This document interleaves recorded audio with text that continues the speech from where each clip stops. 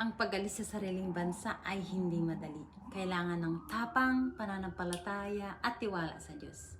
Ilang taon nang nakalipas, biglang nagbago ang buhay ko dahil sa health challenges.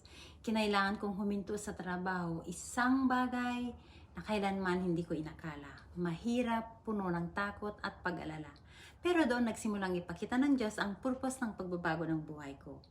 Hi, ako si Nilda Pilipina po at ngayon ay nakatira dito sa Rockland, New York, USA. Nagpapasalamat ako sa Diyos dahil isa na po akong online business owner at mentor. Nagbago pala ang lahat nang magdesisyon akong manood ng free webinar. Doon ko natutunan ng isang legit at flexible online business na pwedeng gawin gamit lang ang cellphone at internet kahit anong oras at kahit nasaan ka.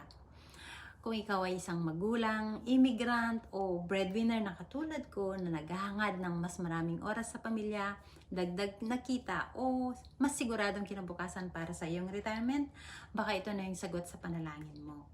May free webinar kami na nagpapaliwanag ng buong proseso, step by step ito at walang pinipiling edad basta gusto mong matuto.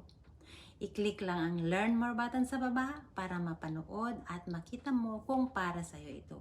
Walang bayad at walang responsibilidad ang panonood.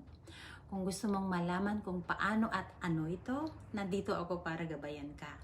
Ang pagsimula bilang isang hakbang ng pagsunod sa Diyos ay naging pinakamalaging biyaya sa buhay ko. Baka ito na rin yung para sa'yo.